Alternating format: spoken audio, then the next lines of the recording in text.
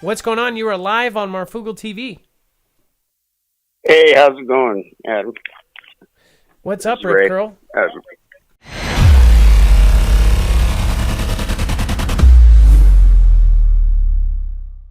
The main reason I was calling you is because of this topic we're on about all of these things that are happening. And I've, the other day, of course, I called in and sent you some info about the power outages and stuff. And just so you know, in California again today, they were having sporadic outages here and there in the same places they were last time. And then, of course, like you've already reported, all of the outages and things like YouTube and Instagram and all of those all over. And I do think you're right. And, I know you've been without Dex here for a little bit, but I sent some pictures and so forth of, like, lately in my area, I've been trying to keep up on it for you, is we had some jets fly over. And what was odd about the jets is my neighbor across the street is a active officer in the Air National Guard, which is based out of Kingsley here, which is in Klamath Falls in Oregon. And we got to talking, and he was looking at it, and he goes, "That's odd." And I go, "Well, what do you mean it's odd?" He goes, "Well, those were Navy birds." And I said, "Well, you can tell that?" And he goes, "Well, yeah, they just went over the house.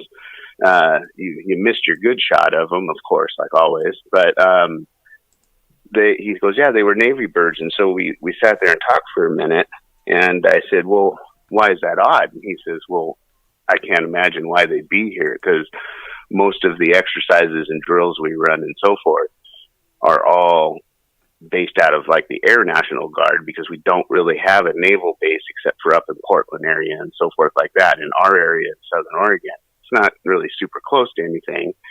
And he goes, "It's just unusual. It's the first time I've ever seen Navy birds come in here. Like the last time I called you and said we had touch and goes, those were Air Force jets."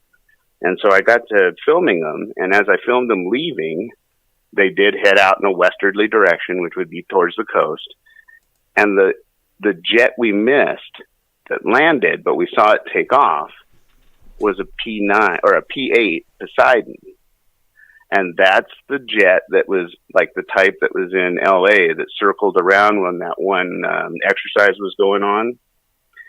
And if you look up what a P8 does, is it's mainly meant for reconnaissance. It does all kinds of, it can drop torpedoes and certain air-to-ship missiles and things like that, but it spends a lot of time dropping sound buoys and so forth like that into the ocean, searching for whatever, whether it's searching for submarines as its main job or looking out for other naval ships that aren't ours and stuff like that. But it was odd because he had 3 escorts with him. They were 3 Navy jets, and he couldn't tell. They didn't get quite close enough to tell whether or not they were aircraft carrier outfitted to land on the aircraft carriers, but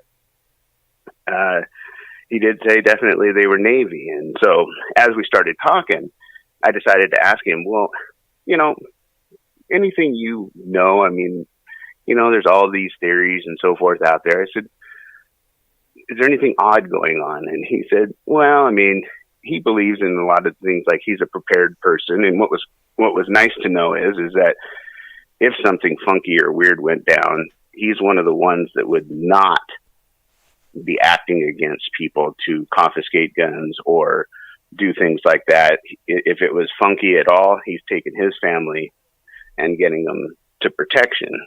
But what he did say is he goes, he's been in this valley this whole time. And then he's almost ready to retire out of the reserves.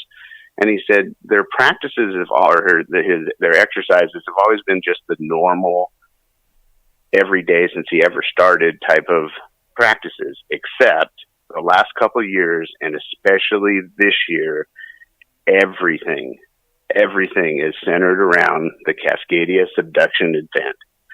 Period. That's just exactly what he said. Came right out of his mouth. And I said, really? And I said, and he goes, yeah, you know what that is, don't you? And what I was surprised with is that I had to kind of educate him on exactly where the fault went. And then he goes, oh yeah, that's right. But they're practicing here all the time, he says, for that. Every one of theirs is based upon that happening. And I had sent you here a little while ago the fact that our guard center is just like cram packed with brand new vehicles and shipping containers and generator containers on backs of trailers, and there was at least a half a dozen. If we get power knocked out in 3 different states, that would also explain why they would be training to fight in the dark. Military would have to step in. If people were going nuts, if there was mass chaos, riot police would not be able to control millions of people in all these cities. They say 10 million people will not have a home or a place to go. And that's like if the normal situation, like a regular 9.0 happens. 9.2 happens, tsunami, all of this happens all at once. And the possibility or the connection that possibly the San Andreas could be triggered. Or the worst case scenario is the volcano blowing up, because this is going to be a massive shift. What you see on your map here is that the top, Washington, Oregon, and California, are going to shift, and it's actually somebody standing in Seattle and somebody standing in Eureka. Both will be shifted 45 feet in one direction. So they'll be standing there. States away from each other will be shifted 45 feet. It's going to snap, and then that huge, after the 5-minute or more earthquake, at least 5 minutes, all of that water, within about 15 to 20 minutes, you're going to see a wall of water anywhere from 30 to 90 feet high come in and wipe everything out west of I-5. Okay, so here's what's interesting about what you just said. It's almost word for word how he was talking about it. So they're obviously training for it. And that's what he said. He goes, this is not something that they're thinking might happen. This is something they're training as if it is going to happen. He even said that Kingsley is where they're planning on setting up at least his unit as the main base for when this goes down, because they feel it's going to be safe enough, being inland enough from everything that's going on, because it's in Klamath Falls. And so I asked him about that. I said, the rumor is that everything west of I-5 is going to be gone. And he says, well, yes and no. It depends on where on I-5 you are. Like, we're isolated in a little valley, and there's mountains all around us and I-5 runs kind of right through the middle of town. So half of town isn't going to be wasted here, he said. But it's when you get past those mountains down to the coastlines. And, we got to talking about that because the Cascadia is not that far out in the ocean in relative terms to us as it is to like Japan and the other countries. So the huge wall is going to build as it goes that direction, because it's going to have time to build. But what they're really worried about, and I know you've mentioned this before, is the wall's going to get pretty big coming to us, big enough that it's going to wipe out fairly far inland pretty much all of the coastal towns. But what the major danger is what you just said, that 5-minute long 9.0 or better earthquake that they are absolutely training for. And the fact that it's going to cause, it's going to shake us even all the way in here into Medford. And it's going to cause things like liquefaction to happen, or like you were saying that Washington is built on old Washington, and those could come down and crumble. That's exactly what they're worried about. It's going to turn to mush. New equipment and the new equipment I was telling you about that we even have here, and like I say, we're a small town, is all like communication stuff. Like right now they have one sitting up there just running. I got a picture of it. It's just sitting there. It's got its radar dish up in the air, hooked up to a generator, and it's just sitting there running. And I've checked it for a few days. It's just running. And all this equipment's just sitting there like staged up. And, they don't know exactly when. So to say, a date, the only thing that makes me worry about that date thing is if you put that into relation to the P-8 that's going out looking for submarines, is that threat from Russia. And what makes me worried about, and this is just a thought, it's not, trying to be fear porn or anything like that, but Russia's been bragging about the fact of having the capability of detonating that submerged automated submarine that could cause a tsunami, not to mention wipe out the ocean and everything else. And now they're predicting that it's going to happen, and they're saying it's the West Coast. I mean, they're like mentioning our coastlines. So, put that together with the fact that a P-8 flew out of here with jets. That kind of bothers me a little bit. I don't know if people probably don't know how I got my start on YouTube, but one of the biggest parts was we have somebody very close to us that is directly in FEMA, basically connects the military to FEMA and coordinates. And this person is a military member. They do the job for Region 10 and for the 4 states. And they're one of 4 coordinators. They said, get your stuff, get it by the door. There was something, they said, they thought it was going to happen 2 years ago. Now we're 2 years past when they thought it was going to happen. We are on borrowed time. The Cascadia subduction zone is guaranteed. Nobody argues. Happens every 240 years. The last one was 1700. We are at 2019, which means we are at 319 years, which is almost 80 years late. This is something that's going to, even if you're in New York, this is going to affect the entire country. In fact, it could mess up the power grid. It could mess up the power grid for half of the country.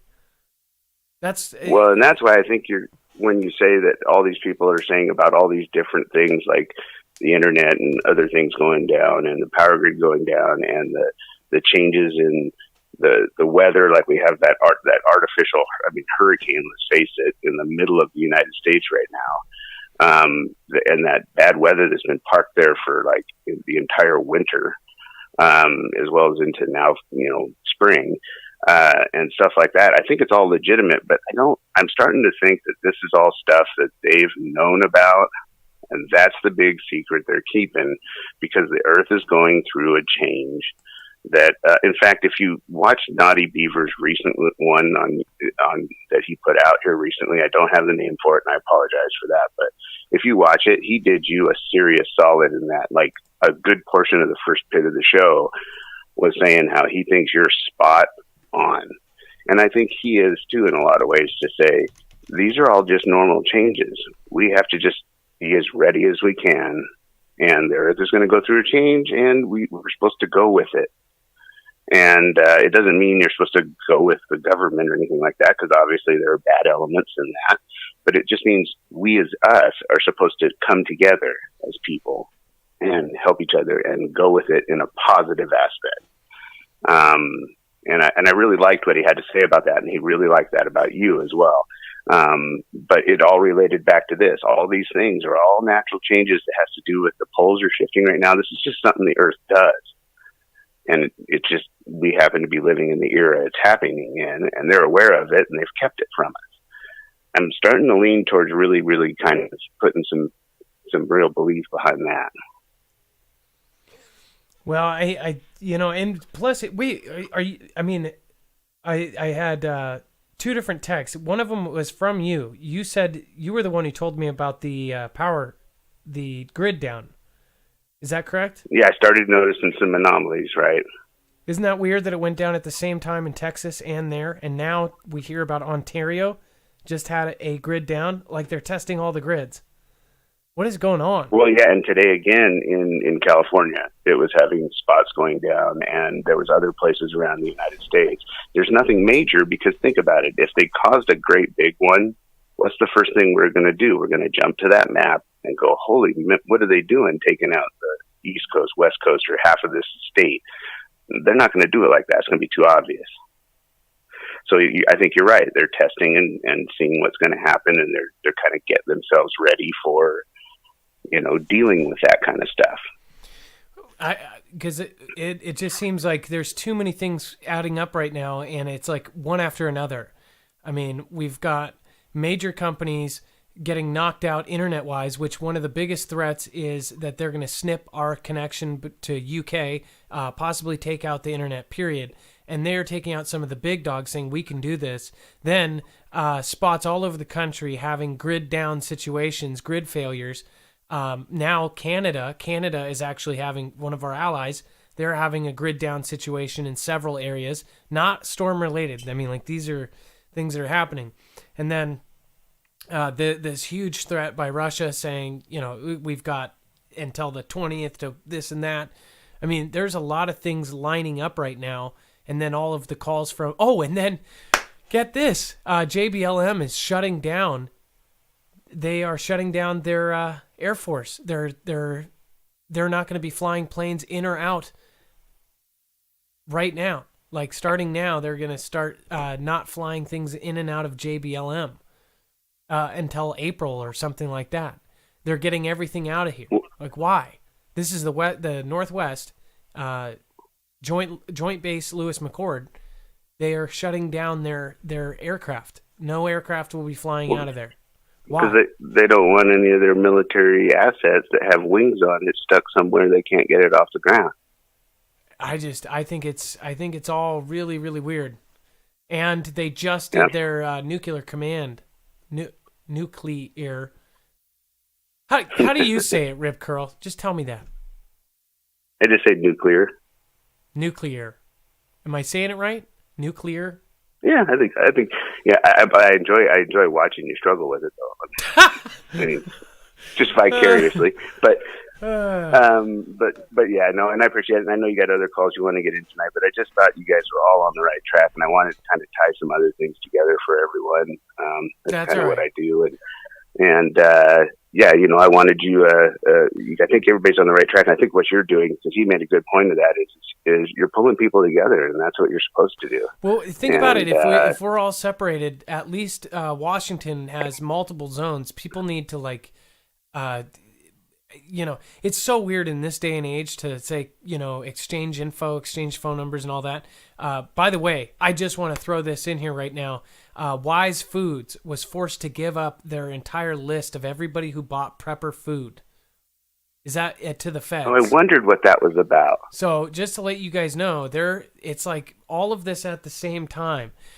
Wise Foods was forced, and this is something Atlas broke, or I'm sorry, Atlas didn't break it, but the reason I saw it is because of Atlas Survival Shelters. Atlas makes these amazing shelters, and he does it right.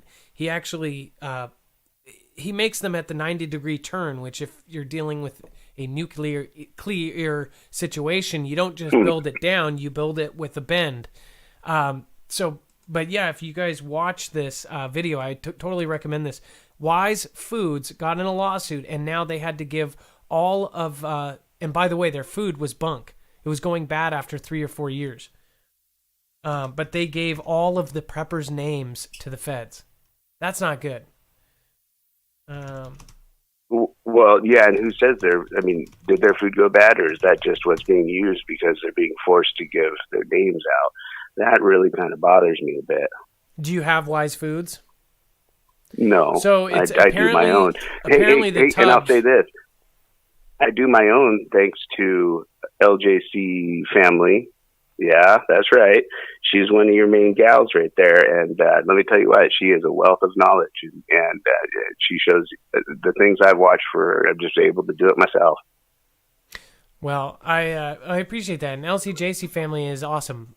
So yeah, no, Wise Foods, apparently they have a lawsuit and they have to refund a bunch of money because this is the third owner of Wise Foods, and they apparently the food was going bad after 3 or 4 years, and that's according to Atlas Survival. And then this lawsuit apparently is something or other. So I would look into that. But what I do know is that they were forced to give names to the feds, all of the people that bought their food. So that's kind of scary. And the fact that they're wanting these names right now is, yeah. Well, thank you, RipCurl. I appreciate your call. Yep. God bless. Yep, you too.